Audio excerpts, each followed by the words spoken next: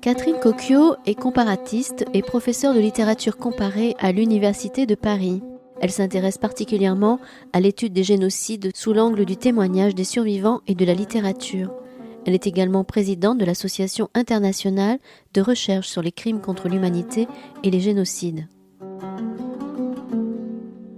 Vendredi 13 janvier 2023, Catherine Cocchio présentait à la librairie Ombre Blanche 2 ouvrages, le livre collectif Syrie, le pays brûlé, le livre noir des Assad, 1970-2021, paru au Seuil édition, et À quoi bon encore le monde, la Syrie et nous, édité chez Simbad, Actes Sud.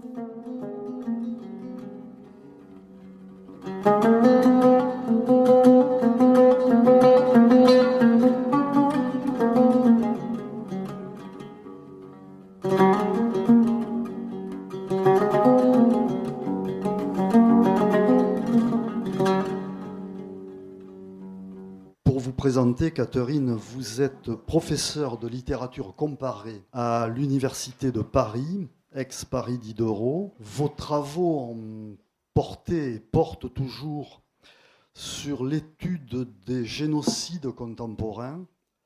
On se souvient des Tutsis au Rwanda en 1994, le massacre aussi dans l'enclave musulmane de Srebrenica en juillet 1995. Vous avez étudié particulièrement les questions liées au génocide sous l'angle du témoignage des survivants et de la littérature. Vous êtes aussi présidente de l'Association internationale de recherche sur les crimes contre l'humanité, les génocides. Vous fûtes donc, mais vous êtes toujours, je pense, cofondatrice du comité Syrie-Europe. Vous avez beaucoup publié. On pourrait citer Rwanda, le réel et le récit, qui était paru chez Belin, mais aussi L'art contre l'art, Baudelaire, le joujou moderne et la décadence, autour de René Char aussi, L'enfant et le génocide, témoignage sur l'enfance pendant la Shoah, Le mal de vérité ou l'utopie de la mémoire, chez Collin, et La littérature en suspens, écriture de la Shoah, le témoignage et les œuvres. Alors aujourd'hui, ce qui nous occupe pour cette conversation, ce sont donc ces 2 ouvrages, et peut-être commencer par Syrie, le pays brûlé, ou le livre noir des Assad. Alors, lorsque l'on parcourt cet ouvrage, je me suis trouvé face en quelque sorte à un tombeau. Tombeau pour un pays peut-être à la fois disparu, voire rayé de la carte. On y retrouve de nombreuses mémoires, des témoignages, des analyses, des poèmes, des photos, des récits sur la destruction de la Syrie. Ça met en perspective, je dirais, un constat terrible qui est celui de la situation actuelle, ou comment on en est arrivé là, en quelque sorte. Et ça permet de documenter et de faire comprendre la situation actuelle et de redonner voix aussi à des gens dont on n'entend plus parler. Et un peu ça rend compte de ce que Michel Sora appelle peut-être l'état de barbarie. C'est aussi un retour sur les Assad, c'est-à-dire que le livre aussi il parle pas que de Bachar, il parle de Hafez aussi beaucoup. Et c'est l'histoire d'un anéantissement. Moi, je retiendrai 3 termes en quelque sorte. Retour sur les massacres, le système aussi, le système Assad clanique, et aussi l'usage de la chimie et de la guerre chimique, et aussi donc un triptyque en quelque sorte, violence, impunité et effacement. Pour vous, qu'est-ce que ça a été que mettre en place et coordonner ce travail ? Merci à vous tous d'être là. Je suis très contente d'être là ce soir. C'est en fait un livre noir, mais c'est pas qu'un livre noir, c'est un livre avec des lumières. Et vous avez oublié un mot, c'est la révolution. C'est parce que ça a commencé. Je savais que vous alliez le dire. Ça a commencé par ça, et ce n'est pas fini cette histoire de révolution. Et c'est de ça que parle aussi le livre noir, par éclat, par endroits. Et c'est de ça qu'essaye de parler mon livre ensuite, c'est-à-dire qu'est-ce qui se passe après après une révolution défaite, d'encore révolutionnaire. Qu'est-ce qui se joue et qu'est-ce qui peut se dire, qu'est-ce qui peut se faire, même s'agir, dans des textes littéraires, dans des œuvres. Qu'est-ce que c'est que cet autre faire qui se pense comme, sinon révolutionnaire, héritier actif d'une révolution à transformer elle-même en autre chose. Une révolution qui ne peut plus se faire au plan politique, en tout cas comme elle voulait se faire, et qui essaye de trouver d'autres armes, d'autres registres, d'autres endroits de la pensée, mais aussi du monde pour exister et pour continuer d'œuvrer. Et c'est par là d'ailleurs que ça a commencé pour moi, ce travail. Moi, en fait, je viens de la littérature, comme vous l'avez dit, et rien a priori me poussait, enfin me prédestinait à faire un truc pareil. Et ce qui s'est passé, donc, c'est que dans les années 90, je me suis mise à lire beaucoup, Primo Levi, Robert Antelme, Varlam Chalamov, Paul Celan, etc., au moment où il y avait là, le retour de la violence génocidaire en Yougoslavie, au Rwanda, il y avait des choses épouvantables qui se passaient aussi en Algérie au même moment, une sale guerre. Il y a une inquiétude particulière qui s'est développée pour moi et pour d'autres, beaucoup d'ailleurs de ma génération, qui avions pensé que l'après 89, évidemment, porterait des jours plus heureux. Et il y a eu des illusions, un désenchantement politique assez fort. Moi, je ne m'étais pas engagée politiquement jusque-là. J'avais travaillé sur des choses beaucoup plus esthétique, on va dire, Baudelaire. Je m'étais intéressée quand même à la question du nihilisme, de l'anarchisme, de la lutte contre le nihilisme dans cette période de l'avant-garde, de la Belle Époque, par exemple. C'était ma vie antérieure, ça. Voilà. Et donc, ce qui s'est passé, c'est qu'en 2011, je m'intéressais déjà donc à ces questions de transmission, des témoignages de la violence historique, on va dire. Mais aussi, je me suis mise beaucoup à m'intéresser à la question de la violence à l'intérieur, dans un autre registre, celui des mouvements sociaux. Et quand les printemps arabes, guillemets, ont commencé, ça m'a passionnée, ça m'a d'autant plus passionnée que j'enseignais à Paris 8 et j'avais un séminaire qui portait en gros sur la violence, des formes de violence et de la transmission des réflexions sur la violence. Et j'avais beaucoup d'étudiants arabes, dont un Tunisien qui a fait un exposé, dont une Syrienne qui a fait un exposé à ma demande sur le soulèvement. Et elle voulait d'ailleurs, elle, travailler sur les formes d'humour dans le soulèvement. C'était le début du soulèvement, c'était vraiment printemps 2011. Elle a d'ailleurs essayé de faire ce mémoire. Curieusement, personne ne voulait diriger ce travail à Paris 8 chez les arabisants, qui étaient plutôt spécialistes, plutôt médiévistes, etc. Donc, non. Et moi, j'ai dit oui, ça m'intéresse énormément, mais c'est vous qui allez tout m'apprendre. Et en effet, c'est elle qui a commencé à m'apprendre beaucoup, qui m'a abreuvé de documents visuels, écrits, livresques.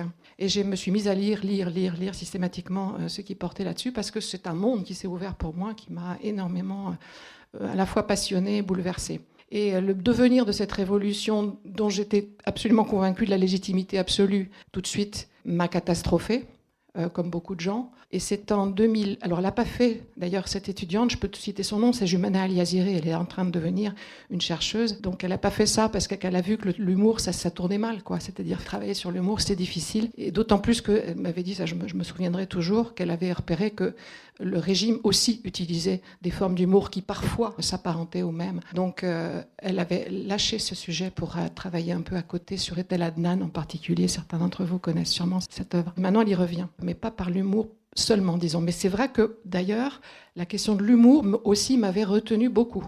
Des formes d'autodérision que je trouvais très particulières et très fortes, qui faisaient partie de l'intérêt pour moi, de l'attrait que j'avais pour ce monde-là. Parce que c'est vraiment en termes de monde que ça m'est apparu, disons. Et puis donc, ce qui s'est passé en 2015, frappe russe sur Alep, catastrophe. Donc la catastrophe ne cessait pas, mais elle s'est aggravée, elle a pris un tournant terrible à ce moment-là. Et on s'est retrouvés à plusieurs qui avions d'ailleurs travaillé précédemment dans cette association que vous évoquiez, ou autrement, des militants des droits de l'homme, ou des chercheurs, etc., ou simples citoyens. On s'est retrouvés, Joël Ubrecht, Véronique Naumgrab, je me souviens, devant l'hôtel de ville pour manifester contre les frappes sur Alep. Il n'y avait évidemment pas on était trois pelés et on s'est dit qu'est-ce qu'on fait. Donc on a créé un comité Syrie-Europe, ça s'appelait d'ailleurs après Alep, Syrie-Europe après Alep à ce moment-là. Et puis on a commencé à faire des réunions hébergées par la revue Esprit tous les mois. On a fait des communiqués, on a fait des lettres ouvertes à Macron, demande d'audience à l'Assemblée nationale, et on a vu que ça servait absolument à rien tout ça, mais il fallait qu'on le fasse quand même. Et puis on s'est dit en 2017, on a fait aussi une espèce de grand colloque à la fois scientifique et culturel pour essayer de rendre visible tout ça. Et en 2017, on a décidé de passer à l'acte du livre noir, puisqu'on avait déjà eu cette idée à plusieurs reprises, et on a décidé de le faire. Donc on a passé 6 ans à collecter, trier, discuter aussi, et éditer, accompagner des textes, à la fois des des témoignages, des rapports d'ONG, et puis a sollicité une trentaine de chercheurs, en grande partie syriens, mais aussi des Français, pour accompagner, c'est-à-dire que ça ne devait pas seulement être faire archive, être un dossier à charge, évoquer des faits, des enchaînements de faits, ça devait aussi faire comprendre, produire une intelligibilité et ouvrir des perspectives de sens. C'est pas seulement un livre noir, on a cherché des lumières, enfin pas seulement au sens classique, mais aussi des lumières de textes, en effet, qui ont une valeur littéraire, poétique. On a fait attention pour les textes fictionnels à ce qu'ils restent quand même dans un cadre testimonial, pour ne pas prêter le flanc à des griefs de type négationniste, disons. Donc il y a eu beaucoup de discussions, c'était un travail collectif très intense. C'était dur en fait, parce que c'est dur de travailler sur un livre noir quand en fait c'est pas fini, c'est ça le problème. Il y a eu des livres noirs dans le passé, d'ailleurs plusieurs ont été écrits alors que c'était pas fini, mais c'est difficile en fait, et évidemment surtout pour les Syriens, de se taper ce travail-là de retour sur le passé immédiat pendant que ça continue, quoi. Parce que c'est évidemment la perspective manque pour espérer en fait. On a essayé de remplacer l'espoir, disons, politique immédiat en un espoir qui porte sur autre chose. Donc il y a un horizon qui est évidemment celui de la justice, lointain, mais qui commence quand même à exister un petit peu avec les procès dans le cadre de la compétence universelle qui commence à y avoir, en Allemagne en particulier, il y en a eu. C'était pas seulement un livre à charge au sens juridique, c'était aussi vraiment une tentative de construction de perspectives de sens. Donc voilà, on a essayé de faire à la fois une analyse de ce que c'était que ce régime depuis Hafez, ce système en effet assadien qui consiste à avoir vraiment créé un type d'état sui generis, le fameux état de barbarie, c'est à la fois un régime totalitaire moderne, mais qui comporte des éléments claniques, dynastiques, avec une orchestration des peurs et des haines interconfessionnelles qui font la signature de ce régime, un régime qui parvient à terroriser la population, qui vit et qui se maintient et qui persiste en détruisant, en dominant, en violentant, en offensant, mais aussi finalement pour Bachar en détruisant. C'est-à-dire le paradoxe fou de ce qui s'est passé, c'est qu'on a vu la démonstration que ce régime ne pouvait se maintenir que par la destruction du pays. Alors je ne dirais pas que le pays est anéanti, il est brûlé. Il est brûlé et on a choisi ce terme-là parce que c'était en fait un slogan, le slogan des soutiens et des milices en soutien à Bachar qui disent « Bachar ou nous brûlons le pays ». Voilà, donc là, on a eu en fait Bachar et le pays brûlé. Et ce régime a fait la démonstration qu'il ne pouvait pas se maintenir autrement qu'en détruisant le pays. Alors, mais cette destruction, c'est ça qu'on a essayé d'analyser. Donc, il y a à la fois tous les phénomènes de résistance à cette destruction, et donc ça a commencé bien sûr par cette révolution et ce qui hérite de cette révolution au sein des formes de résistance, et puis les formes de destruction, c'est-à-dire qu'il a brûlé le pays, mais il n'a pas brûlé les étapes. Il est allé par paliers. Et c'est ça qu'on essaye d'analyser dans la grosse partie qui s'appelle politique de la destruction au pluriel. C'est méthodique. Voilà. Et donc avec, bien sûr, les massacres, le gouvernement par les massacres systématiques. Ça, c'est une politique qui avait commencé sous Hafez avec Palmyre, Hama, 80, 82.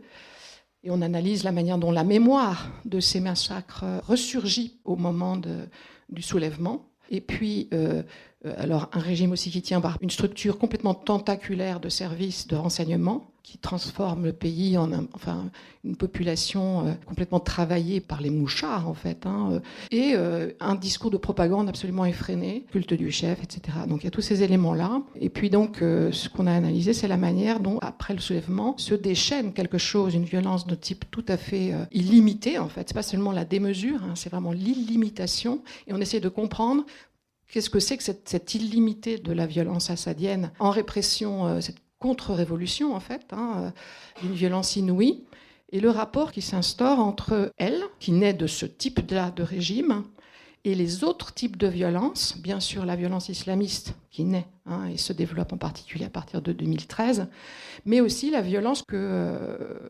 représente, que constitue le laisser-faire international, l'impunité et l'indifférence croissante. Alors, Je ne peux pas dire qu'il y a eu indifférence croissante, parce qu'il y a eu, à mon avis, une sensibilité réelle de beaucoup d'opinions occidentales. Moi, en France, on le voyait très bien, hein, le dossier César, la noyade du petit Elan, etc. Il y avait comme ça des sursauts. Mais ça montre bien à quel point on pourrait sensibiliser la planète entière. Eh bien, ça ne sert à rien, en fait, s'il n'y a pas des leviers d'action. Les leviers d'action, ils ont été systématiquement, méthodiquement anéantis au niveau de l'ONU. Et donc, lorsque le dispositif onusien est réduit à l'impuissance totale, eh bien, le pire peut se dérouler pendant très longtemps. Et c'est ça qui nous sidérait, en fait. C'est l'énormité des crimes, l'énormité de l'impunité et la durée de cette impunité. Voilà, donc ce phénomène-là, de laisser faire et finalement de consensus avec ce moment limite où c'était même un tournant en fait, où à partir du moment où cette guerre est devenue essentiellement une guerre contre le terrorisme, guillemets, alors là, il y avait un cadre idéal pour que toute violence se déchaîne, puisse se déchaîner. Et elle s'est déchaînée évidemment au bon soin des Russes en particulier et des alliés iraniens contre les opposants, puisqu'il y a eu cet amalgame organisé, systématique, entre les djihadistes et tous les autres terroristes, comme a toujours dit Bachar, et comme il l'a dit au moment d'appeler à l'aide Poutine, qui a très très bien répondu, comme on le sait. Voilà, c'est ça un peu qu'on a voulu faire, essayer de comprendre cette logique perverse, terrible, qui fait que ce type-là de violence a pu atteindre des extrémités pareilles et malheureusement perdurer encore. Parce que c'est pas fini, la guerre n'est pas finie, hélas. C'est-à-dire qu'on dit beaucoup, on entend beaucoup dire que cette guerre est finie. Et comme ça se dit aussi à l'ONU, et les Russes le redisent et le redisent, c'est plus la peine d'envoyer de l'assistance humanitaire, etc. Bon, là, ils ont quand même reconduit encore pour 6 mois l'assistance humanitaire sur le dernier point transfrontalier qu'ils ont laissé exister. Il y en avait 4, ils ont réduit systématiquement à 1.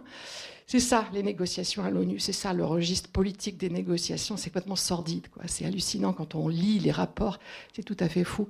Et c'est de ça que dépend la vie des gens qui pataugent dans les camps de réfugiés d'Idlib, qui n'ont plus de centre de soins ou très très peu. Au-delà même de ces camps, on est dans un pays vraiment sinistré, au-delà de ces camps qui sont les lieux où ont débarqué aussi tous les insurgés, en fait, qu'on a évacués des différentes enclaves insurgées du pays, et qui sont menacés, en fait, très, très clairement d'un ultime siège. Parce que si on retire les points transfrontaliers, les derniers points transfrontaliers d'assistance humanitaire, ça équivaut à un nouveau siège. Puisque le siège aujourd'hui, même juridiquement, ça se définit comme ça. C'est quand un espace est fermé et qu'il n'y a plus aucune ouverture pour une aide humanitaire. Donc il y a un grand danger. Mais malheureusement, le livre noir a réussi, c'est ce qu'on discutait de ça, a réussi à ce qu'on reparle un peu de la Syrie, mais par le biais de l'Ukraine, comme laboratoire d'une guerre qui se déroule maintenant en Ukraine. Et il faudrait qu'on n'oublie pas que ça continue sous une toute autre forme en Syrie et qu'il y a d'autres choses encore à continuer de voir. C'est-à-dire que cette politique du dos tourné, elle nous a menés très loin dans une forme de catastrophe qui est celle du monde et pas seulement de la Syrie. On dit souvent que c'est la plus grande catastrophe humanitaire depuis le Rwanda. On dit que c'est le plus grand exode depuis la Seconde Guerre mondiale. Donc il y a plein comme ça de formules hyperboliques. Mais ça n'empêche pas que cette impuissance à agir ou ce refus d'agir se poursuit.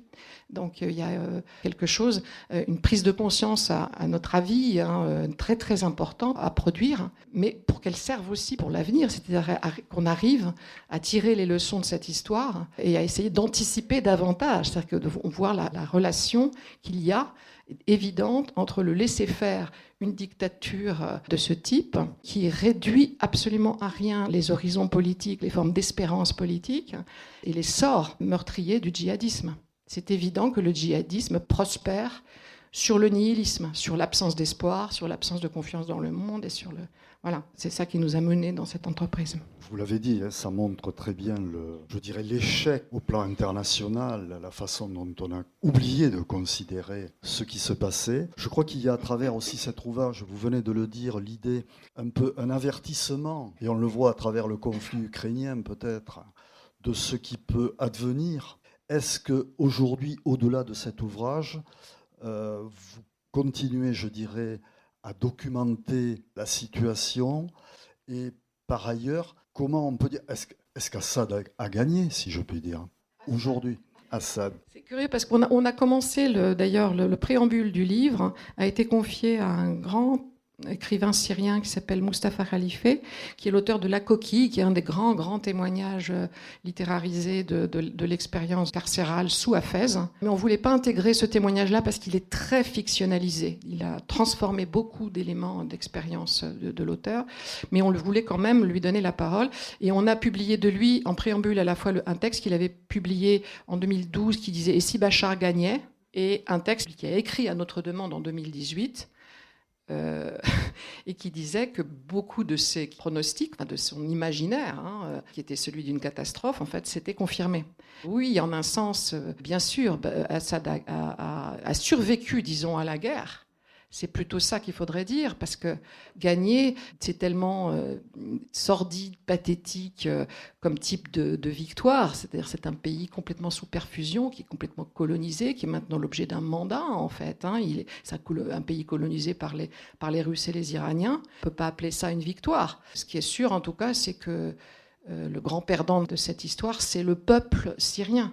C'est-à-dire celui qui a été complètement, d'abord, écrasé par cette répression d'une violence inouïe, mais ensuite totalement effacé des radars, des viseurs, par la manière dont les débats publics se sont mis à circuler. C'est-à-dire qu'à partir du moment où on a lancé ce grand thème de la guerre binaire, entre Assad et ses soutiens et en face Daesh, il n'y avait plus place pour rien. Et ce qui s'était passé, c'est pourtant cet énorme mouvement d'insurrection. C'était pas du tout. Vous avez certainement vu les images, qui étaient saisissantes, des places, des rues entières qui étaient envahies par la foule. Donc il y a eu un immense espoir qui a traversé l'âme et le corps de beaucoup de gens en Syrie qui se sont sentis enfin exister en tant que peuple. Et c'est ce peuple-là qui est effacé, nié par toutes les méthodes de tuerie et de liquidation possibles, mais aussi par une forme de déni qui est un autre type de violence, qui est quelque chose de saisissant. Pour moi, le grand problème, c'est qu'une démocratie occidentale s'installe dans ce déni en croyant que ça va passer crème, C'est-à-dire qu'on ne va pas en faire les frais d'une manière ou d'une autre, Et c'est évident qu'on en a fait les frais, nous, même si ce sont des frais très indirects, très lointains. Après, on fera le lien avec votre ouvrage « À quoi bon encore le monde ?» Mais il y a pas mal de témoignages d'écrivains notamment, de poètes. Que sont-ils devenus ? Beaucoup, je suppose, sont en exil. Certains sont encore sur place. Qu'est-ce que vous pouvez dire ? Ça dépend lesquels, en fait. Ce qui est impressionnant dans la diaspora syrienne, justement, c'est leur productivité incroyable, leur créativité, leur débrouillardise, leur efficacité à agir. C'est saisissant, là, pour le coup. Il y a une production culturelle, artistique. D'ailleurs, ça a été le cas dès les débuts de la Révolution. Ça s'est accompagné d'une créativité tout à fait impressionnante. C'est aussi le propre des printemps arabes. Mais en Syrie, il me semble qu'il y a eu un phénomène culturel particulier, très, très évidemment lié au fait que la culture avait été sous cloche pendant des décennies, que la société civile avait été elle aussi empêchée d'exister en fait, et que la langue de bois régnait avec une lourdeur et un tranchant très très singulier. Donc lorsque les gens se sont sentis libérés, et d'autant plus lorsqu'ils ont réussi à créer quelque chose à partir de ces comités locaux qui tentaient de gérer la vie quotidienne dans les régions insurgées, là, ça a été un déchaînement de créativité. Et cette chose continue en diaspora. Donc les gens, ça dépend lesquels. Alors, la génération de ceux qui ont fait beaucoup d'années de prison sous Hafez, par exemple, Faraj Bayraktar, il est en Suède. Mustapha Khalife, il est en France. Mais il se tait, il est très discret.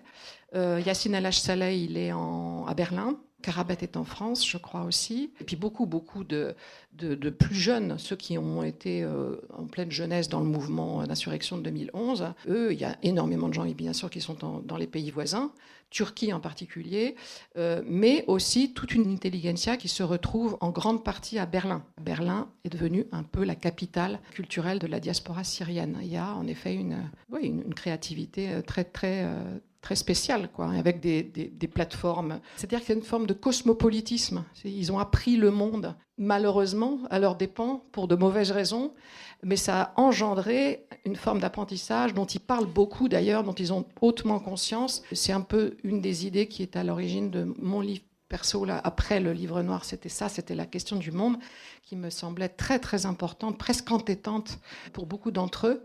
Et je me suis posé la question de ce que ça signifiait exactement. Et je suis un peu partie de ça. Et j'ai vu le lien entre cette croyance au monde, en fait, cette espèce d'amour du monde, comme disait Hannah Arendt. D'ailleurs, beaucoup lisent Arendt de près. Amor Mundi, et ce qui me semble très important, c'est ce qu'ils ajoutent, c'est ce que leur expérience terrible nous fait comprendre de plus après Arendt, après cet Amor Mundi. Est-ce que ça le problématise et ça le liquide pas? Mais évidemment, ça le complique. Cet amour du monde, cette croyance au monde, elle existe, mais évidemment, elle passe par des épreuves terribles qui sont justement ces expériences de formes de nihilisme très, très raides, quoi, très dures.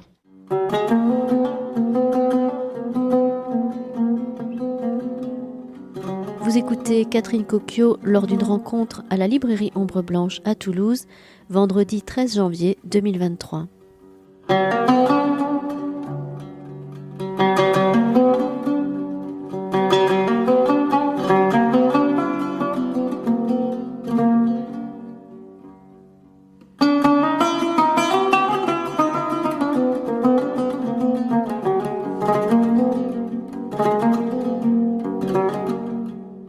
Justement, là vous faites une excellente transition, comme l'on dit, pour peut-être évoquer donc cet ouvrage « À quoi bon encore le monde ?» La Syrie et nous. Alors le premier est édité au Seuil, le second est édité chez Simbad, chez Actes Sud. Et alors ça renvoie en fait, à quoi bon encore le monde, à cette phrase du journal clandestin d'Oskar Rosenfeld dans le ghetto de Lodz, en octobre 1942, et effectivement qui renvoie à cette question, peut-on croire encore au monde quand tout devient irrespirable? Et effectivement, alors à travers cet ouvrage, vous analysez plusieurs textes d'auteurs syriens qui ont pour, je dirais, point commun de penser le monde et d'essayer de percer le mur de l'indifférence. Dans cet ouvrage, notamment je pense au premier chapitre où on évoque le nihilisme et la négation notamment. Nihilisme, négation, mais naïveté aussi d'ailleurs. Et puis ensuite vous analysez toute une série de textes. Je pense au journal d'une assiégée de Samira Al-Khalil.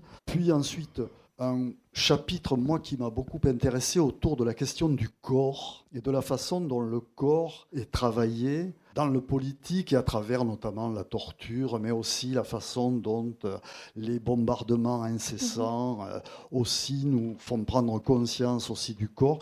Toute une série, je connais le corps syrien de Yazbek par exemple, et donc comment... vous l'avez un peu dit déjà en évoquant le livre précédent, mais comment vous avez travaillé et comment vous avez développé ces notions-là? Alors peut-être je vais revenir d'abord sur le titre. À quoi bon encore le monde? En effet, c'est une citation. On ne peut pas mettre de guillemets dans les titres, c'est dommage. Mais c'est une citation en effet de ce journal d'Oskar Rosenfeld, qui était un juif autrichien qui avait été transféré, déporté au ghetto de Lodz, qui a fait un journal absolument saisissant, entre autres parce qu'il se passionnait pour les formes de résistance et de survie enfantine. Il était passionné par le monde des enfants. Il voulait écrire une encyclopédie culturelle du ghetto. Il n'était pas le seul. D'ailleurs, il y a plusieurs juifs qui ont essayé de faire ça ou qui ont eu des idées approchantes. Et lui, il est allé assez loin là-dedans. Et son journal est extraordinaire. En 1942, donc, il y a la rafle qui a existé à Lodz d'abord pour les enfants. Et les enfants et les vieillards ont été envoyés à l'extermination avant les autres. Et ça a évidemment complètement traumatisé les adultes, parce qu'être privé de leurs enfants, c'était être privé de leur avenir, de l'avenir de la communauté juive dans son ensemble. Et donc il y a cette phrase qu'il écrit à ce moment-là: à quoi bon encore le monde si eux-mêmes, les enfants, ne sont plus là? D'ailleurs, cette destruction des enfants, j'ai choisi aussi cette phrase parce que le régime Assad, je ne veux pas faire de comparaisons qui ne tiennent pas bien, hein, c'est pas du même ordre, même si la question du génocide peut se poser en Syrie, mais peut-être qu'on en parlera tout à l'heure. Par contre, l'attaque de l'enfance et des enfants par déjà Hafez dans les prisons et Bachar systématiquement, c'est une des signatures du régime. C'est une des formes extrêmes de son nihilisme, à mon avis. Donc, c'est pas pour rien que j'ai choisi cette phrase-là, cet épisode-là. Mais disons que cette phrase-là, vous voyez, soudain, le témoin désespère. Il craque. À quoi bon? Et même à quoi bon ce que je suis en train de faire? Sauf qu'il a continué de le faire. Lui, il est mort, il a été exterminé, il a été envoyé au camp d'extermination, mais son journal nous est parvenu, nous dit toujours quelque chose, et il y a là évidemment une forme de résistance qui émane de sa croyance au monde. Et d'ailleurs, il présentait le ghetto lui-même comme un monde transformé. Il y a toute une réflexion justement sur le monde. Dans beaucoup de chroniques de ghetto, ça m'avait beaucoup frappé. Alors moi, j'ai lu pas mal de chroniques de ghetto parce que pour le travail que vous avez cité tout à l'heure sur les enfants, l'enfant et le génocide, j'avais beaucoup cherché de témoignages à la fois d'enfants et de parents qui étaient souvent fascinés par la manière dont les enfants réagissaient, souvent prenaient en charge leurs propres parents, etc. Donc cette question-là du rapport adulte-enfant m'a aussi frappé dans les témoignages syriens. D'autre part, j'ai trouvé plusieurs réflexions parce que les Syriens connaissent cette histoire des ghettos, des manuscrits exhumés. En tout cas, beaucoup d'intellectuels syriens la connaissent. Beaucoup, d'ailleurs, se sont mis à lire les témoins de la Shoah, en particulier Yassine al-Saleh, qui systématiquement, méthodiquement, a lu non seulement les historiens, les philosophes, mais les écrivains là-dessus. Une des dernières fois où je lui parlais, il lisait Les disparus de Mendelssohn, par exemple, parce qu'il voulait travailler sur la question de la disparition, parce que sa femme avait disparu, enlevée par une brigade islamiste, et il a construit toute une pensée absolument passionnante, politique, philosophique, autour de la disparition, sa manière à lui de dire tout le personnel est politique et le politique est personnel. J'ai travaillé d'un côté beaucoup sur cette question du monde, et ça a commencé par le journal de Samira, qui est donc l'épouse de ce Yassine dont je viens de parler, qui a rejoint à Douma. Donc elle est allée travailler aux côtés de Razan Zaitouneh, qui était une des grandes militantes des droits de l'homme, avocate, et elle avait créé là un centre de documentation des violations des droits de l'homme, et elle documentait les violations de toutes les parties. Et elle est devenue très gênante, de plus en plus gênante pour les brigades islamistes qui avaient pris le pouvoir, en particulier Jaïch al-Islam, qui avait pris le pouvoir localement. Elle était en plein dans leur quartier. Et elle s'est fait enlever, Razan, en décembre 2013, et Samira avec elle, et deux hommes, le compagnon de Razan et un ami, poète. Et ils travaillaient tous à ce centre de violence. Et Razan avait été au cœur du travail de la création des comités locaux, donc de ces noyaux vraiment actifs de la Révolution. Donc Samira, par exemple, elle ne fait pas ce que fait Yassine, c'est-à-dire penser le monde et donc reconstruire, élaborer à partir de toute une bibliothèque énorme. Bien sûr que non, elle est là et elle va être enlevée dans peu de mois, mais elle pense d'une manière très forte, très puissante, avec une volontaire simplicité de formule. C'est tout à fait clair. Par ailleurs, elle lit des textes un peu bibliques et elle dit du bien de cette simplicité. Donc il y a aussi une langue qui est la sienne et elle s'adresse au monde. C'est pour ça que j'ai appelé ça lettre au monde d'une assiégée de Douma. Elle adresse continuellement une lettre au monde, c'est-à-dire qu'elle ne peut pas entériner la déshumanisation du monde, la disparition du monde. Donc elle ne cesse, et souvent avec colère, avec rage, avec amertume, avec ironie, de se réadresser à ce monde. Elle en décrit, elle en nomme les formes différentes, ce monde qui n'est pas à la hauteur, ce monde qui devrait être là et qui n'est pas là. Donc ça prend plusieurs figures différentes. Et il y a un discours évidemment souvent violent, corrosif sur ce monde qui s'absente. Et ensuite, j'évoque ce que fait Yassine, qui lui survit, qui a édité ce journal et qui construit dans des lettres à Samira. Et je salue la grande yassinienne, traductrice. C'est grâce à elle qu'on lit en français tout ça. Voilà, tout ça, c'est beaucoup le monde, donc Samira et Yassine al-Saleh. Et puis ensuite, c'est plus le corps. La dernière partie du livre, c'est autour du corps, la question du corps. Je commence avec ce que j'appelle la politique de l'abject dans les prisons, c'est-à-dire comment les incarcérés, les prisonniers et ceux qui survivent à la prison écrivent là-dessus, sur leur expérience, soit dans la forme de l'essai, soit dans la forme du poème, parfois le poème d'ailleurs écrit en prison, comme pour Faraj Beyrakdar, qui est un très grand poète et qui parfois a fait mémoriser à ses compagnons ses poèmes parce qu'il ne pouvait pas les écrire. Parfois il les a écrits, ce qu'on connaît en fait dans l'histoire des camps de concentration en fait. Ça s'est joué aussi en grande partie dans les prisons de Bachar, et d'ailleurs je parle d'univers concentrationnaire. C'est moi qui me suis chargée du chapitre sur les prisons dans le livre noir. Et l'univers concentrationnaire, je l'utilise à dessein en le reprenant à David Rousset. Et donc, voilà, c'est comment reconstruire quelque chose comme une humanité en soi à partir du corps qui est pourtant le lieu même de l'abjection, en tout cas de ce que le régime veut transformer en abject. Qu'est-ce qui se joue, qu'est-ce qui peut se jouer d'humain, de re-humain, je dirais, par le langage et de digne. Alors, parce que là, ce qui traverse aussi cette partie sur le corps, mais au fond tout le livre, c'est une question qui hante, comme celle du monde, les Syriens. C'est pas d'ailleurs les seuls, parce que je pense que c'est une question fondamentale aussi pour toute la pensée issue de l'histoire coloniale et la pensée décoloniale aujourd'hui, mais ça aussi au cœur, c'est la dignité, la question de la dignité. Et alors, il y a une réflexion très importante qui a joué beaucoup pour moi, de Yacine El-Haj-Saleh, qui porte à la fois sur la relation entre espoir et désespoir, et la relation entre dignité et indignité. C'est-à-dire qu'il montre que ce sont des processus, c'est pas des opposés, c'est des processus. De même que l'espoir et le désespoir dépendent complètement l'un de l'autre. Il y a toute une réflexion extrêmement subtile et forte sur la relation et les nouvelles formes d'espoir liées au désespoir politique. Et de même, la lutte contre le désespoir devient quelque chose de politique, ce qui ne va pas de soi en fait. Et même chose pour l'indignité et la dignité. C'est-à-dire que la dignité, c'est pas une grande valeur comme ça, abstraite. C'est une valeur qui provient d'une expérience qui est celle de l'indignité et qui fait donc agir dans certains sens. Donc il y a vraiment des manières de se ressaisir des expériences tout à fait concrètes de cette abjection, de cette indignité auquel on a été forcé, pour reconstruire sans s'illusionner, sans tomber dans les grands principes abstraits humanistes, parce qu'on ne peut plus en fait. Mais néanmoins, reconstruire des perspectives d'avenir, de luminosité, qui passent beaucoup par la pensée, en fait, par la tentative de reconstruire des communautés de pensée. C'est le terme aussi qu'utilise Yacine. Et je me sers, en fait, de sa pensée, moi, pour m'orienter aussi dans les autres textes, qui sont parfois plus sombres, mais pour lesquels il faut arriver à se frayer un chemin un peu plus lumineux. Quelque part, ce que...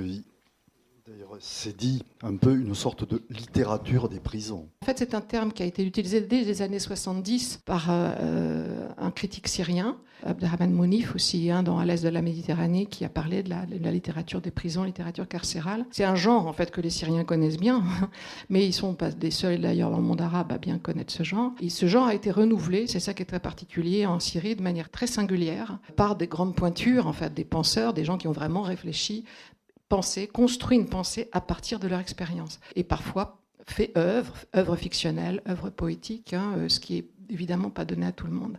Et là, il y a des œuvres, à mon avis, il ne faut pas rater, qui sont vraiment considérables. C'est important de les transmettre parce que ça ne concerne évidemment pas que les Syriens, ni évidemment encore moins pas que les prisonniers, ceux qui ont fait de la prison en Syrie. Ce sont des gens qui touchent à tout ce qui est de plus profond en chacun de nous, en fait. Vous voyez, la question du rapport entre espoir et désespoir, c'est des réflexions qui sont destinées vraiment à circuler et qui nous concernent absolument tous, sans parler évidemment de cette question du monde. Donc, tout ce qui se joue autour du corps, en fait, c'est beaucoup... Alors, c'est essentiel pour Samar Yazbek. Vous citiez sa phrase tout à l'heure, « Je connais le corps syrien », phrase étonnante. On retrouve beaucoup, aussi dans le témoignage des 19 femmes que les Syriennes racontent. Extraordinaire livre qu'elle a raconté. Un livre extraordinaire et très important. Il est remarquable. À mon avis, avec ce livre, Samar Yazbek arrive à quelque chose de nouveau, d'autre que ce qu'elle avait fait jusque-là. Elle était un écrivain consacré internationalement, très traduit en de nombreuses langues. Elle a été en fait connue en Occident par le témoignage de la Révolution, Feu croisé, Les portes du néant. Et puis ce qui s'est passé, justement, cette épreuve du nihilisme, cette épreuve d'un désespoir dans Feu croisé, elle n'est pas encore dans cet état-là. Donc il y a une espèce de l'expérience lucide de l'effondrement des idéaux, lui fait vraiment écrire autrement et faire autrement, c'est-à-dire qu'il y a une espèce de crise de la littérature, si vous voulez. Elle était une auteure de fiction. Et il y a une manière, au fond, de mettre en crise sa propre fiction à l'œuvre dans sa littérature. Et c'est allé de pair avec cet effort, cet énorme travail qui a été le sien, qu'elle a fait aussi via l'association Women Now, qui est en fait une association de soutien aux femmes, mais pas seulement en Syrie. Et elle a donc fait parler beaucoup plus que 19 femmes en réalité, beaucoup plus, mais elle a retenu le témoignage de 19 femmes. Et ce document extraordinaire des récits de ces 19 femmes parvient à nous faire voir, comprendre, explorer la complexité de cette histoire syrienne, mais vraiment par un autre biais, celui des expériences féminines qui sont très diverses, parce qu'elles viennent d'horizons très différents. Leur seul point commun, c'est que ce sont des femmes cultivées. En fait, elles ont, disons, un usage du langage assez facile, écrit y compris, même s'il y a quelque chose d'oral qui a été transcrit. Mais on voit bien qu'elles sont habituées, en fait, à la chose écrite. Elles ont mis les mains dans le cambouis toutes, en fait. Elles se sont investies d'une manière tout à fait souvent neuve pour les plus jeunes. Et évidemment, elles ont fait l'expérience de choses souvent absolument terribles, en particulier la prison, pour certaines le viol, etc. Mais il y a donc le récit, C'est pas un miséréré, hein, vraiment. De même que pour moi, le livre noir, pour moi, c'est pas un tombeau, c'est autre chose. Mais ce qui est important, c'est de voir à quel point leurs récits à elles, leurs expériences à elles, parce que souvent, elles se battent au sein des révolutionnaires. Il faut qu'elles s'imposent au sein de leur propre camp. Enfin, vous connaissez tous les débats autour de l'intersectionnalité, etc. Ben là, c'est vraiment c'est saisissant, quoi, ce qui se passe. On voit bien à quel point aussi la question du patriarcat est présente dans cette société. Il y a un des écrivains qui est Khaled Khalifa, qui a écrit « La mort est une corvée » auquel je consacre un chapitre, qui parle peu des femmes, mais il y a quand même un personnage féminin un peu caché qui est mort depuis longtemps, c'est la sœur du héros, et on sent que c'est une femme, une Leïla, qui était une poétesse, qui chantait, c'était une artiste, hein, qui avait été contrecarrée dans son amour pour un homme, qui s'était immolée. Donc il y a cette immolation d'une femme qui portait l'art, la poésie en elle, parce qu'on n'a pas laissé vivre l'amour qu'elle voulait vivre. Et on sent bien que dans ce roman-là de Khalifa, qui est un roman sombre, très ironique, avec des formes d'humour noir absolument terribles, au cœur de cet univers gagné à la violence, et une violence dont on ne peut pas faire le deuil, d'où le titre « La mort est une corvée », il y a le sacrifice du féminin, quoi. Il y a quelque chose qui s'est joué de terrible, parce que cette fameuse Leïla, non seulement elle s'est immolée pour rien, parce qu'elle a libéré personne, mais en plus, on l'a fait passer pour une folle, une lépreuse. Enfin, on a complètement défiguré son histoire. Ce qui se passe dans le roman, en fait, c'est que son frère s'en veut et demande à être enterré près de cette Leïla, et ça va mettre la fratrie, enfin ses enfants, au moment où il est mort en effet, dans un embarras terrible, et plus qu'un embarras, puisqu'ils vont être obligés de transporter le corps, c'est une espèce de road trip terrible, transporter le corps à travers la Syrie, d'où des checkpoints, des contrôles, etc. Or, ce père était le seul de la famille à avoir pris le parti de la Révolution. Donc, ça va être très compliqué, ce road trip. Ils ne vont pas arriver, d'ailleurs, vraiment à l'enterrer là où il voulait être enterré. Mais ce qui m'a intéressé, j'en parle à propos de cette question de la femme, qui est comme ça un point presque enfoui, mais à mon avis très important au cœur du roman. De toute façon, il y a cette idée que les corps sont complètement déshumanisés, à la fois par le régime, mais aussi la façon dont ce qui se passe fait que on regarde la mort autrement, si je puis dire. On le voit à travers une série de textes que vous citez. Je pense à cette phrase que vous avez placée en exergue, notamment dans le chapitre « La dignité peut attendre ». Pourquoi papa lave les corps des morts? Ils sont sales. Point d'interrogation. Il y a aussi derrière toute cette réflexion qui est amenée sur ces corps qu'on va retrouver dans les décombres, qu'on ne sait pas, on ne sait pas qu'en faire. Parfois, ça, c'est vraiment la question. C'est justement ce chapitre-là, j'ai mis cette épigraphe-là. Il est consacré à cet auteur dont je viens de vous parler, La mort est une corvée, de Khaled Khalifa. En fait, c'est cette épigraphe que j'ai volée à Sinan Antoun, qui est un écrivain irakien, et qui porte sur une toute autre guerre, mais qui porte sur la question de la difficulté de faire le deuil dans un contexte guerrier, et à la possibilité ou pas pour l'artiste de rendre compte de ce qui se joue là, pour le corps, pour le deuil, ou le non-deuil, l'impossibilité du deuil, justement. Et ça, c'est fondamental dans ce livre-là, en particulier, La mort est une corvée. C'est lui aussi un écrivain tout à fait consacré. Il a une célébrité internationale comme Samar Yazbek. C'est un écrivain de fiction. Il est originaire d'Alep et il vit aujourd'hui à Damas. Et c'est le seul de ceux que j'ai analysés qui est resté, qui a fait le choix de rester là-bas, parce qu'il dit qu'il ne peut pas se séparer de son pays. Et ça ne l'a pas empêché pourtant de prendre des positions publiques courageuses. Dès 2012, il publie, y compris dans la presse occidentale, des appels à se réveiller sur ce qui est en train de se dérouler. Il parle même de génocide dans un de ses articles. Mais ce qui est saisissant, c'est de voir que plus tard, donc quand il écrit ce roman, je pense que c'est Souad, peut-être tu sais l'année, c'est 2016, non, peut-être? Ouais, c'est ça. En tout cas, l'Alépin a vu sa ville s'effondrer sous les bombes. Et on sent bien qu'il y a quelque chose je dirais pas d'effondrement, parce qu'il y a une forme de vigueur, d'ironie, même dans l'humour noir, qui est très très particulier. Mais on sent bien qu'il faut qu'il aille à une espèce de désublimation de la révolution, si vous voulez. Les idéaux révolutionnaires eux-mêmes doivent passer à la moulinette de la désillusion, etc. Donc il s'amuse un peu méchamment avec lui-même, bien sûr, avec les idéaux révolutionnaires. Il s'affronte à la martyrologie révolutionnaire, on sent bien. Il y a aussi cette dimension-là. Ce que Yassine Al-Saleh fait aussi à sa manière tout autre. Et ces gens donc essayent de trouver d'autres formes de lucidité, c'est-à-dire de ne pas céder sur la lucidité tout en cherchant des lumières, quoi. Pour Khalifa, ça passe vraiment par l'attente. Et il va falloir attendre, c'est pour ça que la dignité peut attendre. Hein. Et elle peut attendre, et ce qui se passe dans le roman, c'est qu'en fait, le corps du père, qui est transporté par la fratrie pour aller à cet endroit qu'il a réclamé, hein, comme inhumation, comme lieu d'inhumation, il se décompose dans la voiture. Les asticots font bombance, hein, et ils gagnent les corps des vivants de la fratrie, qui sont dégoûtés par cette merde, comme ils le disent. Hein, ça devient une merde. C'est très violent. Hein. Il y a une attaque de l'idée de la dignité du corps du mort. Mais c'est justement pour en appeler, hein, pour protester, je pense, d'autant plus ardemment en faveur d'une dignité des vivants. Hein. Vous citez Héraclite, d'ailleurs, un moment. Oui, il y a tout. Il faut jeter les corps comme les excréments. L'Occident est très partagé, c'est Agamben qui dit ça, très partagé sur la question de la dignité des corps morts, quoi. Et là, on voit bien que c'est aussi ça qui est en jeu. Mais c'est troublant, c'est très troublant, parce qu'il n'y a pas vraiment ce corps du père, qui est en plus celui du révolutionnaire, est soumis à tout, quoi. Et le pire, mais au fond, c'était tout ce qui s'est passé. Le pire s'est passé, en fait, pour les Syriens insurgés.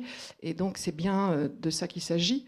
Et il s'agit de quoi faire avec ce pire. Il y a une manière, là, très, très particulière d'essayer de trouver, dans les moyens de la fiction littéraire, quelque chose pour vivre encore, pour croire encore au monde quand même, parce que c'est quand même à cela qu'il s'attelle aussi, je pense. Avant peut-être qu'on passe la parole à la salle, je me disais, vous allez peut-être dire que j'exagère, mais c'est d'une part, cet ouvrage est un très beau plaidoyer, je dirais, pour la littérature et la poésie, et je me dis que la poésie et la littérature peuvent sauver le monde. Moi, je crois pas. Mais... Alors voilà, je savais, parce qu'on en avait discuté tout à l'heure. On en a discuté au café tout à l'heure. Vous allez nous dire pourquoi ? Non, parce que c'est une phrase qui date du 19e siècle, c'est une phrase hölderlinienne, enfin d'ailleurs 18e, 19e. C'est une phrase romantique, parce que le monde, qu'est-ce que c'est en fait ? Non, elle peut sauver l'idée du monde, elle peut sauver la croyance au monde, ça j'en suis absolument persuadée.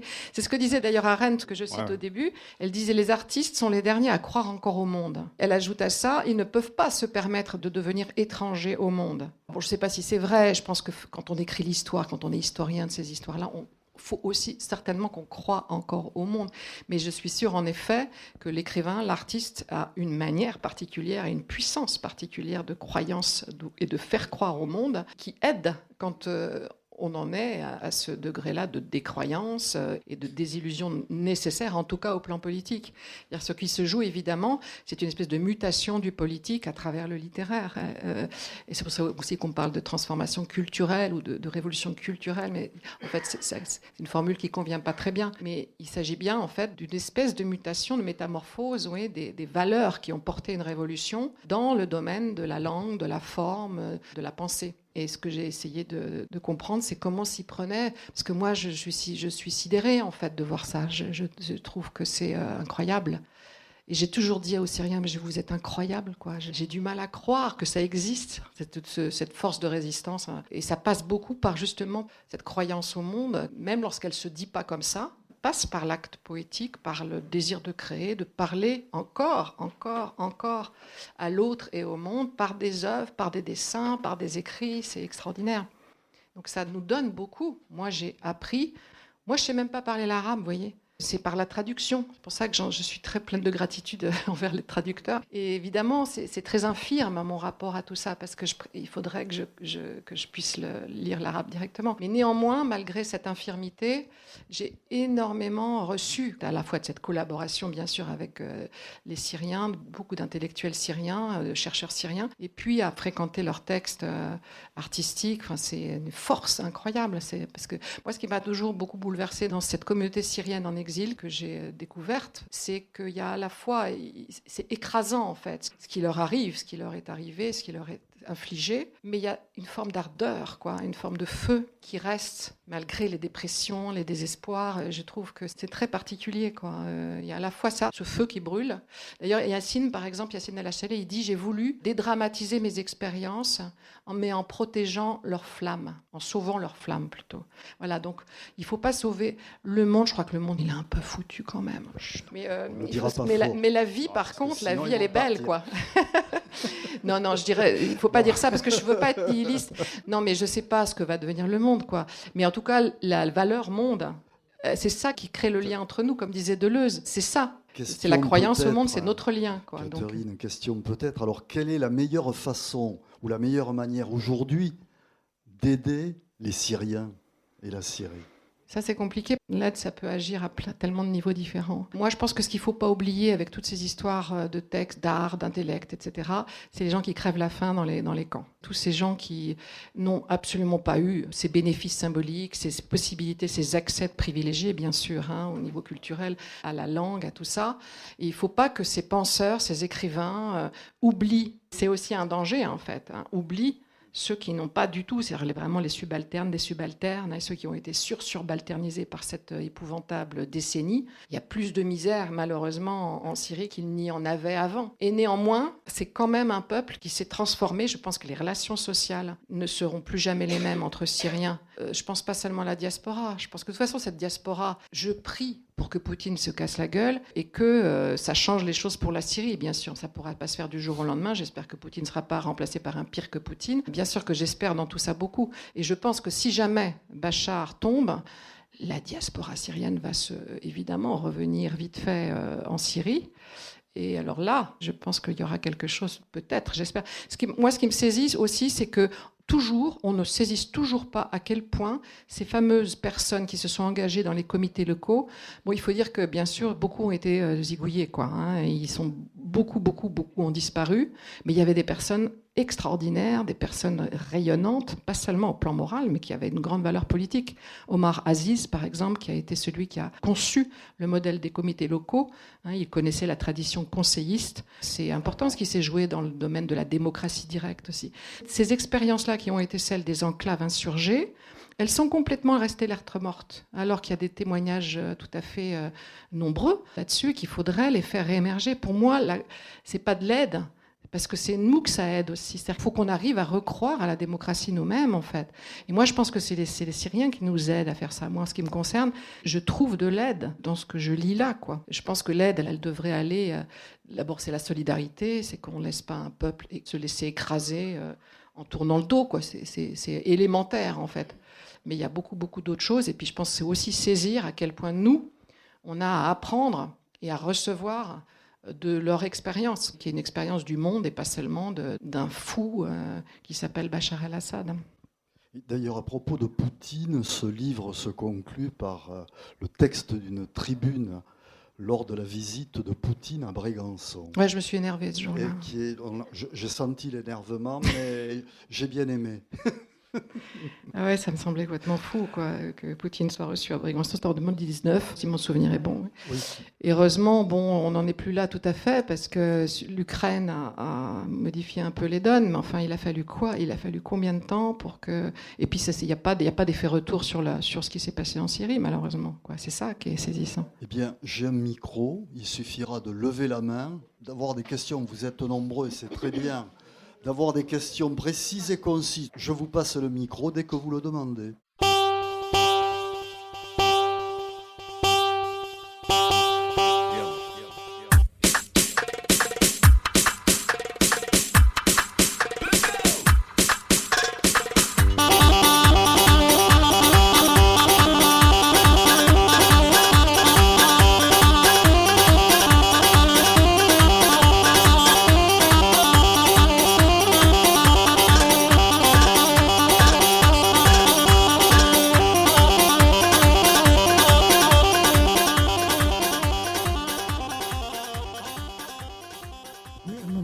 Vous avez dit, je ne sais pas si c'était le terme, mais l'Occident est face à un échec en ce qui concerne la Syrie.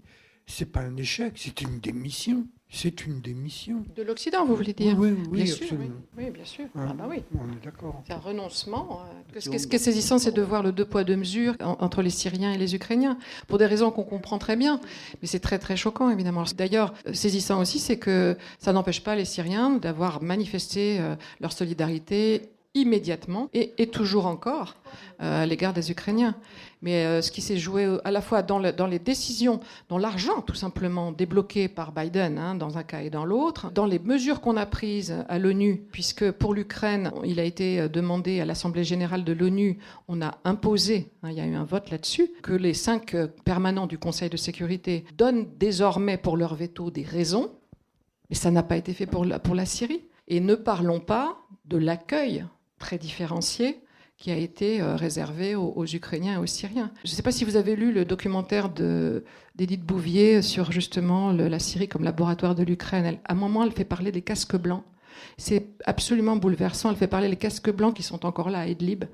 Et ils sont encore là en train de dire, c'est encore le monde, quoi. Ils ont le monde, le souci du monde. Ils disent, il faut absolument que l'Ukraine apprenne de nous ce que nous avons vécu. Nous savons, par exemple, nous avons la méthode, nous savons comment il faut maintenant secourir, puisque nous savons qu'il y a cette méthode de la double frappe. La double frappe, qui est celle vraiment des bombardements russes, qui est qu'on frappe une première fois et puis on frappe une deuxième fois pour viser les secouristes. C'est-à-dire que les frappes aériennes, déjà celles de Bachar, mais celles de Poutine, c'est encore plus net et c'est plus massif, plus méthodique, elles ne sont pas des frappes indifférenciées des civils, comme on dit souvent.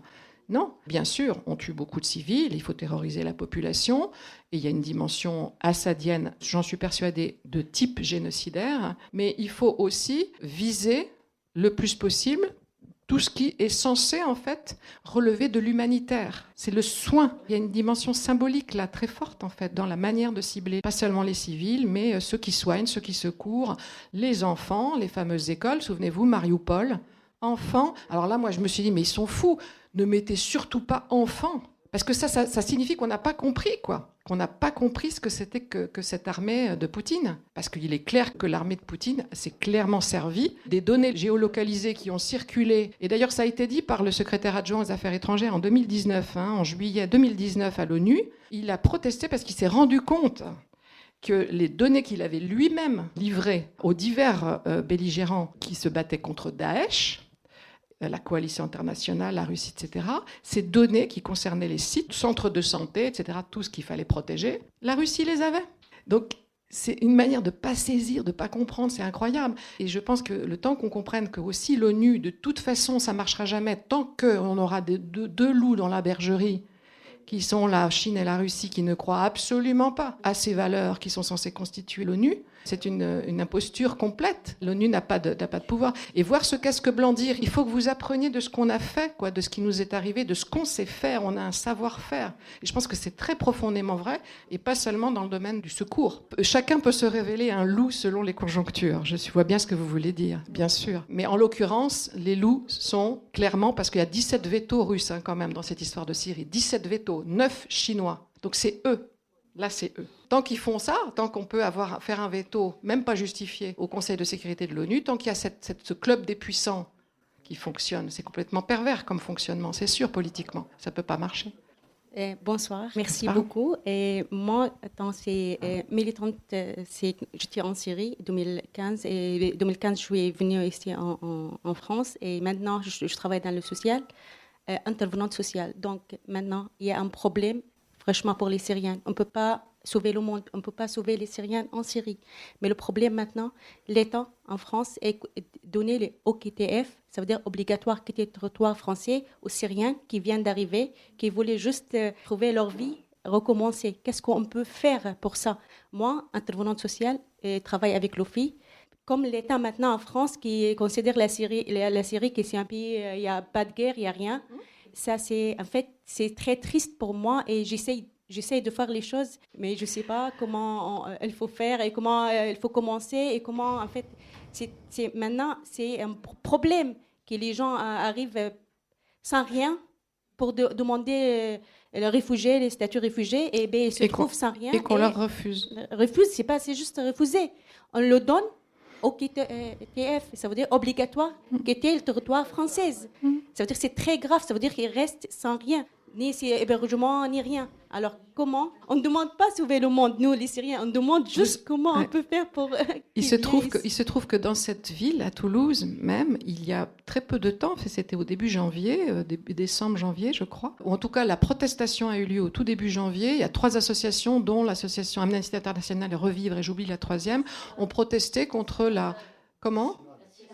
Ah oui, c'est ça, CIMAD, absolument. Donc vous savez tous déjà. Ça, typiquement, voilà, en fait, quand on se demande ce qu'on peut aider, comment on peut aider, pour moi, il faut arriver à trouver l'endroit.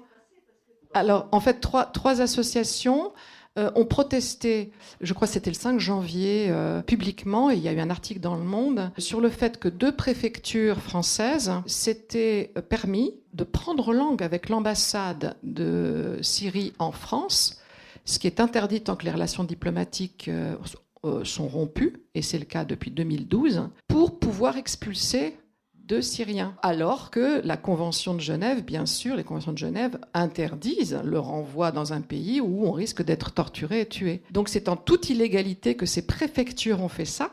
Et heureusement, donc, ça a été découvert par ces associations. Et c'est ça qu'il faut faire, en fait. C'est pour ça qu'il faut rendre public ces scandales. Il faut travailler dans les associations qui agissent sur ces leviers-là, qui sont simples, en fait, mais qui sont là à notre portée. C'est la question de la portée, en fait, l'aide. Il faut arriver à aider de telle sorte qu'en effet, on trouve le levier. Le levier, à l'ONU, on ne peut pas le trouver. C'est pas de notre ressort. Mais par contre, aider à ce niveau-là, oui. Il faut tout faire, à mon avis, pour que cette fiction d'une guerre finie et d'un pays sûr s'installe. C'est ça le scandale. Ça, c'est en le disant, c'est en le montrant, chacun à son échelle, quoi. Puis déjà, le voir, c'est clair. S'informer, continuer de s'informer, transmettre l'information. Garance Lequen, qui est une journaliste très importante, qui a, dans cette histoire syrienne, consacré un livre entier au dossier César. Elle a publié un livre tout récemment qui est consacré au cas d'un ancien détenu syrien qui s'appelle Mazen Hamada.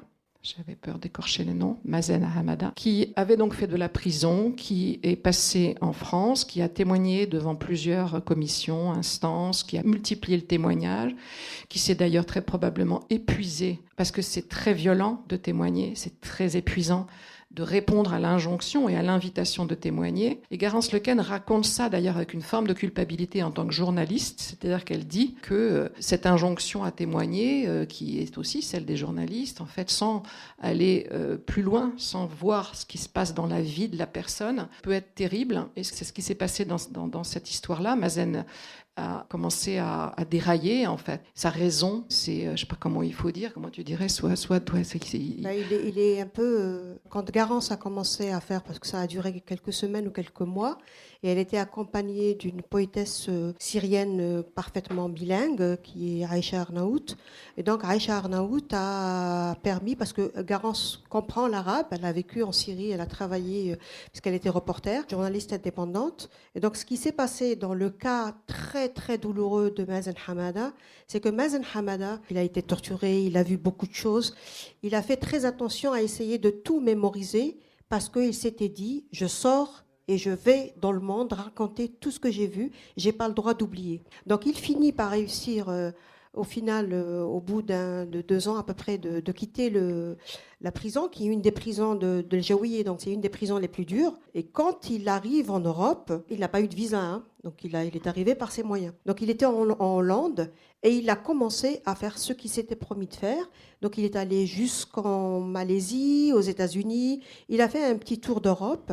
Il n'a pas arrêté de raconter, y compris son viol. Vous imaginez, raconter son viol et raconter ce qu'il a subi et ce qu'il a vu, des corps, des amoncellements de corps dans les toilettes, parce que vous devez aller aux toilettes et vous devez passer à côté, voilà, les trucs ignobles. Et ce qui s'est passé dans ce cas-là, c'est que ce garçon, très très touchant, très tendre, on voit ses photos, très joueur, donc on a l'impression que c'est un enfant, a fini un peu par commencer par perdre la tête, mais il devenait fou qu'on ne fasse rien pour la Syrie, pour les Syriens. Ouais. Ce qui rend fou, c'est l'inaction, en effet. Et qu'est-ce qu'il prend comme décision ? Il a été approché par des gens de l'ambassade de Syrie, je ne sais plus laquelle, enfin des gens proches du régime syrien, et il est revenu en février 2020 en Syrie. Et bien sûr, il a disparu à l'aéroport. Il espérait gagner peut-être par son retour, c'était ça le deal qu'on lui a vendu à l'ambassade apparemment, que par son retour, il gagnerait des vies d'autres détenus de libération. On n'a plus de nouvelles depuis 2 ans de Mazen Hamada. Et Garance avait donc tous ces entretiens, ne savait pas quoi en faire. Parce que c'est comme pour les milliers... Alors, la question la plus douloureuse, parce qu'on n'y pense pas tant qu'on n'a pas été touché, par rapport aux disparus, par rapport à Samir al-Khalil et les 4 de Douma, mais ils sont des milliers, c'est qu'on ne sait pas ce qu'on doit faire par rapport à ces disparus. Est-ce qu'on fait le deuil ? Est-ce qu'on a le droit de faire le deuil ? Mais tant qu'on n'a pas vu les corps, et tant que personne nous a dit, on les a vus morts, on garde l'espoir. Nous, on a à Toulouse un copain, Yasser, qui est un jeune très, très motivé pour écrire du théâtre. Il écrit de très belles choses, il a eu des prix, etc. Et lui, il a un frère qui, à l'âge de 20 ans, a disparu de la rue Tout simplement parce que les militaires l'ont vu mettre la main dans la poche, il allait offrir la bague à sa dulcinée parce qu'il voulait la demander en mariage. Yasser, ce qu'il dit, c'est sa culpabilité parce que c'était lui qui était impliqué dans la révolution et qui faisait des choses. C'est un Palestinien en plus, un Palestinien de Syrie. Mais c'est le frère de Yasser qui a disparu, mais donc c'était hasard, comme des milliers de hasards, parce que beaucoup de gens, c'est l'arbitraire. Ce qui est le plus dur, c'est l'arbitraire. C'est qu'on ne sait pas pourquoi on disparaît et on ne sait pas pourquoi on vous arrête. Donc Yasser, il a fini au bout d'un certain nombre d'années ici à Toulouse. Il a fait une crise cardiaque. Heureusement qu'il n'était pas seul parce que c'est un moment où il rendait visite à sa famille en Suède. Donc, on lui a dû lui mettre des, comment on appelle ça, voilà, les stents à toutes les artères. C'est un garçon qui a 34 ans. Et maintenant, donc, il prend je ne sais pas combien de médicaments, mais c'est parce qu'il n'arrive pas à se résoudre à cette vie qu'il a ici. Parce qu'il me dit, mais tu te rends compte, ça fait maintenant 10 ans que ce frère, donc une fois par an, il publie sa photo sur Facebook et tout ça. Mais ça me rend malade de savoir qu'il y a des milliers de gens. L'an dernier, par exemple, le régime a eu le culot, mais c'est infernal. Le régime laisse entendre qu'il va libérer des gens, des disparus. Il ne dit pas qui et où. Donc tout le monde est sorti partout. Donc on est allé dans la rue comme des fous. Ça veut dire, c'est de quoi rendre les gens dingues. Parce qu'on se dit, peut-être qu'on va libérer mon frère, mon fils, mon épouse, je ne sais pas qui. Donc les gens, ils se retrouvaient dans des ronds-points. Tout ça, on le sait parce que tout ça maintenant est documenté, on le voit, grâce aux photos sur les réseaux sociaux. Mais les gens, ils sont devenus dingues parce qu'ils ne savaient pas qui allait être libéré. Si c'était vrai, et combien, et où. C'était en plus les jours autour de l'Aïd, de la fête. Et donc les gens ont passé des heures la nuit dans la rue. C'est à ce moment-là en plus, c'est que des gens ont commencé à faire circuler des photos de gens qui ont perdu la raison. En disant, bon, on a attrapé celui-là, il ne sait pas qui il est, s'il vous plaît, voilà. Mettez la photo. Et les gens avaient même l'espoir de retrouver un des leurs, amaigri, enfin, c'est Auschwitz, quoi. Enfin, voilà. Et puis, ces gens-là n'ont plus leur tête.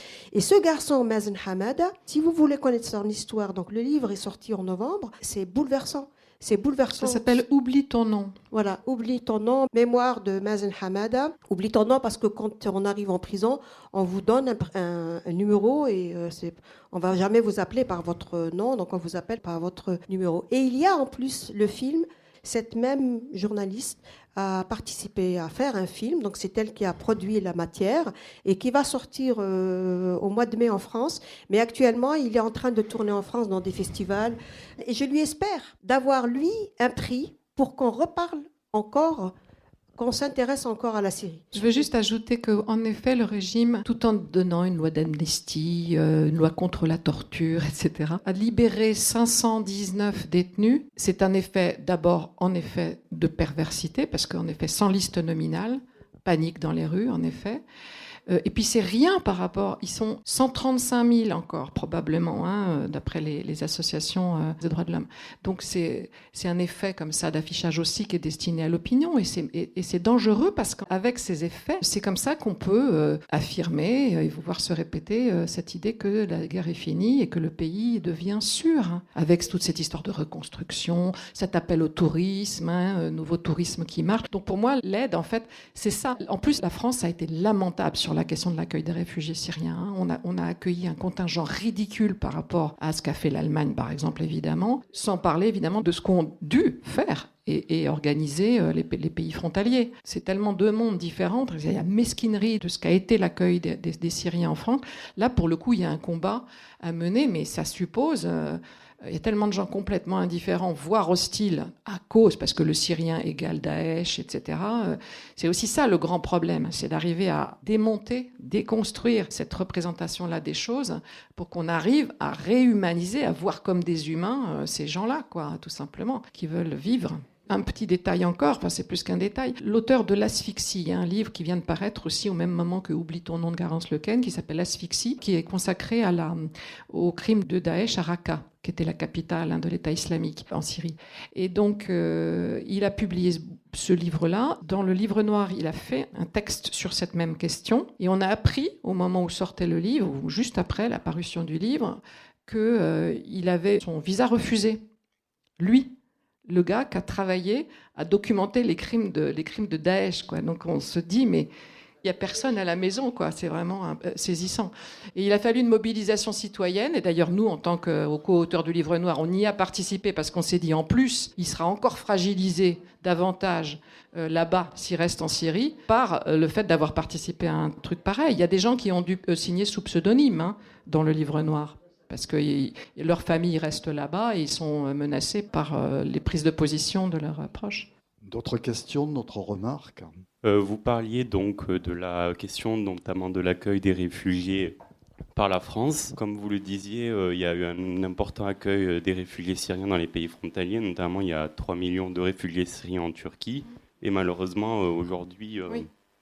Ça ne se passe pas bien. Ils sont menacés d'expulsion méthodiquement par Erdogan, qui par ailleurs se rapproche de Assad. Oui. Et annonce que ça va aller beaucoup mieux avec Assad, donc, ce qui terrifie bien sûr tous les Syriens du nord-ouest et du nord-est aussi d'ailleurs, et tout en menant l'offensive envers les Kurdes du nord-est du pays. Le soutien qu'Erdogan a accordé aux révolutionnaires, on voit bien que c'est pas du tout pour des raisons évidemment qui ont rapport avec la démocratie, avec les valeurs que portait la révolution. C'est vraiment tous ces gens, tous ces acteurs ont transformé la Syrie en un échiquier politique, en une plaque tournante. Ils y défendent leurs intérêts d'une manière la plus bestiale qui soit. Et le résultat est ça, quoi, le pays qui brûle et le peuple qui souffre, et qui souffre beaucoup. 90% de la population sous le seuil de pauvreté. En ce moment, 15 millions presque. 14,6 c'était en 2022 et on fait des pronostics de 15,3 pour 2023 de gens qui vont dépendre de l'aide humanitaire. Alors vous voyez un petit peu ce que ça signifie discuter le principe de la dernière aide transfrontalière humanitaire.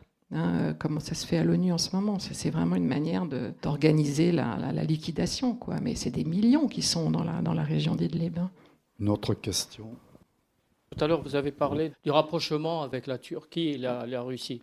Et à ce sujet, à Idlib, vous avez des troupes, mixtes, russo-turques, qui patrouillent pour essayer de surveiller un peu déjà. Et la deuxième question, tout à l'heure, la dame parlait d'un Palestinien et tout ça. Je voudrais savoir... Concernant la communauté palestinienne en Syrie, à part les mouvements palestiniens pro-syriens comme le Front populaire de libération commandement général ou la Saïka ou d'autres, je voudrais savoir la société civile palestinienne, est-ce qu'ils ont participé à la révolution ou pas? Est-ce qu'il y a eu, des expulsions comme au Koweït? Il y a eu des scissions des Palestiniens et des combattants de la cause palestinienne en Syrie. Certains ont pris le parti de Bachar, mais l'histoire la plus importante, c'est le camp d'Yarmouk, qui était le plus grand camp palestinien qui se trouvait en Syrie et qui a été écrasé sur le même mode que pour les autres sièges, parce que ceux qui étaient restés, en tout cas à Yarmouk, avaient pris position pour la révolution. Ce qui s'est passé à Yarmouk est un démenti très, très clair, effectif, à ce qui s'est joué d'une imposture au fond, qui date de longtemps. C'est-à-dire que Bachar, le régime de Bachar, s'est beaucoup légitimé via la cause palestinienne.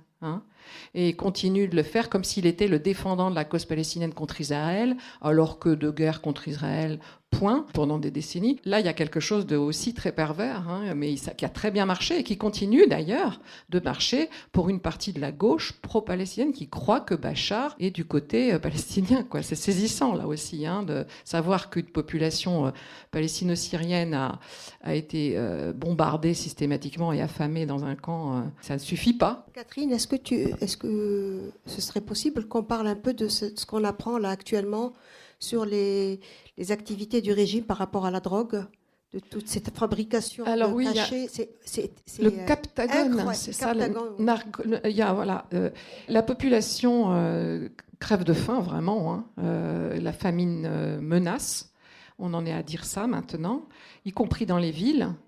Alors on était habitués en fait à voir les enfants d'Idlib crever de froid tous les hivers. Ça c'est presque devenu un rite. En tout cas, on voit ces images là. Mais par contre, ce qu'on n'était pas habitué à voir, c'était de voir les enfants de Damas faire les poubelles. Et ça, c'est devenu depuis quelques semaines tout à fait habituel. Donc les gens crèvent de faim. Ils ont d'électricité que quelques minutes par jour.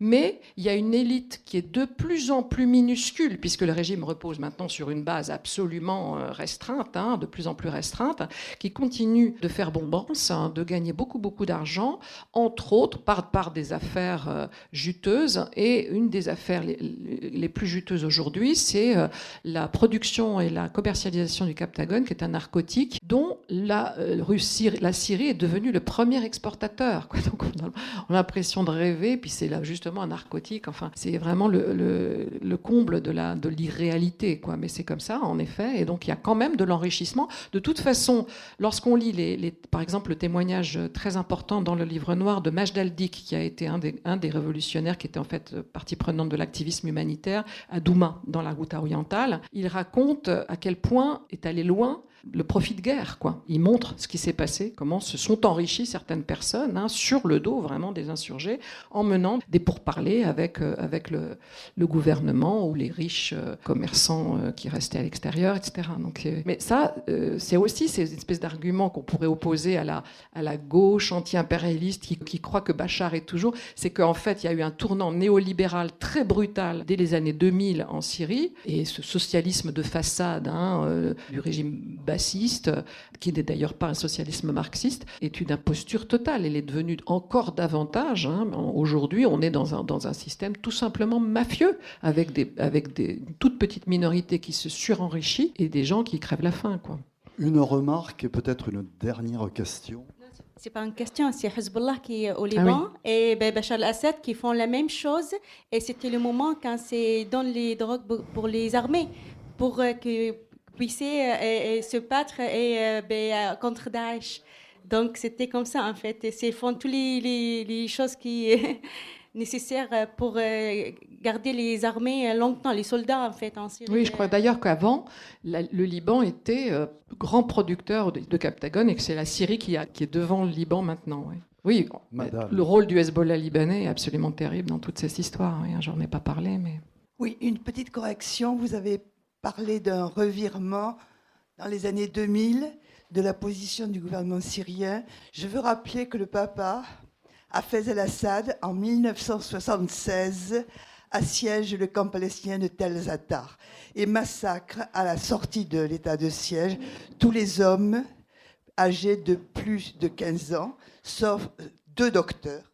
Mais en 1976, déjà, le père massacre toute une population d'un camp palestinien. Dans le livre noir, il y a un chapitre consacré à cette question des Palestiniens de Syrie et leur histoire et l'histoire de leur répression par Valentina Napolitano, qui a beaucoup travaillé sur cette question. Il ne nous reste plus qu'à remercier Catherine Cocchio.